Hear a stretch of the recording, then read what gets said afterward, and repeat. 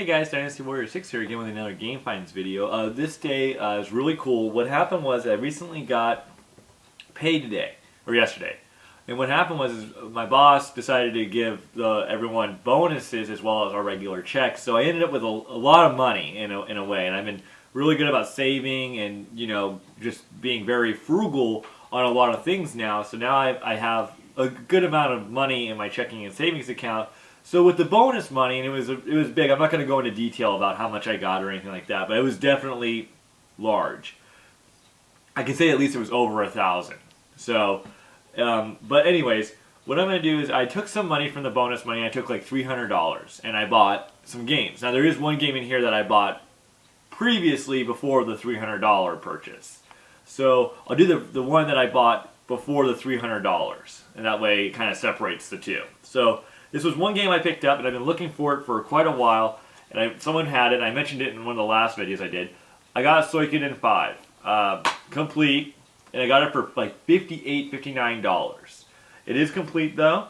It was a fairly decent deal. I know I did probably pay full price for it, but I was really wanting to get this game to kind of finish off the Soy Kid series. I still need Soy Kid 2, but with Soy Kid I have 1, 3, 4, 5 now, and Tactics. So this was a really good pickup, I think, to get this game complete for $58. So not bad there on that. That was the one game before this $300 purchase. So there's that. So now I'm going to jump into the games that I did pick up for the $300. We'll start with the lesser stuff and work towards the good stuff. But there will be some good stuff intermingled. So we'll start with Sega Genesis. Picked up 2 games on Sega Genesis. The first one is Combat Cars. It was $6. And the card is in great shape. It came complete in box. $6 isn't bad. I've been kind of slacking on the Sega Genesis pickup, so I thought, hey, I'll get this. I had a few extra dollars left over after my big purchase, so I thought I'll get Combat Cars. Decent box condition, a little hole right there, but that's okay. So there we go, Combat Cars. Next up, that I've been really wanting to get and kind of add into this series, I'm really happy I did, is Fantasy Star 3 Generations of Doom. Came complete, manual's in great shape, cart's in really good shape.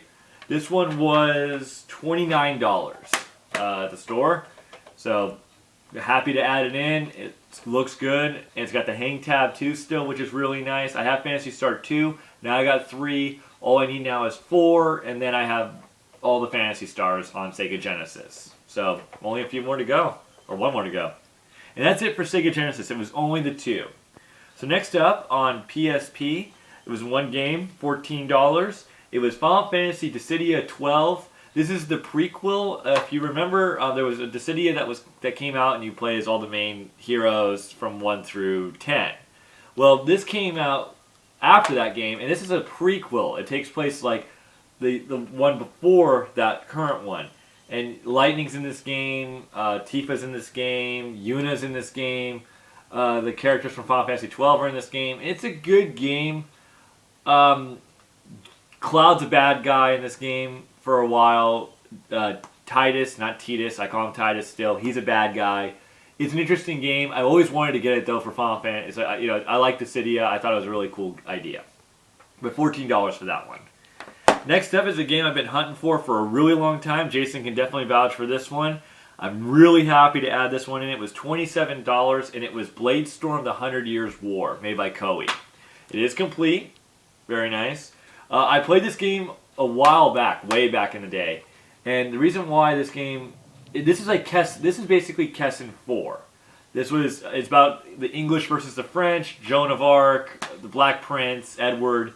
and you're a mercenary, and you choose who you fight with. It's a really cool idea. I really enjoyed this game. If you ever get the chance to get it, and try it out at least. It's a solid title. And I'm glad I finally picked it up, and found someone who had it complete. So this is it. This is the last set of games. There's 5 games in this stack.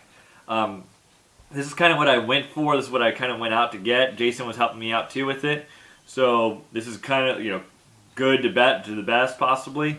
First game I picked up on PS1 was Monster Rancher for $32, complete, black label. Very nice condition. Monster Rancher 1, very uncommon game. It was 32. Yep. Next up, excuse me, was Clock Tower 1 for $37. Jason found this for me. I have Clock Tower 3, so I was definitely looking into adding to the Clock Tower series. Love getting Clock Tower 1. $37 is a little high to pay, but totally worth to get the first one. And then I also picked up Clock Tower 2. Now this was $39. This game is really uncommon. I've only seen it once on Craigslist, and the guy was asking like, I think $40 or $50. But Clock Tower 2, perfect condition. You know, everything about it's great and everything. So I was real happy to get this game and add it into my collection.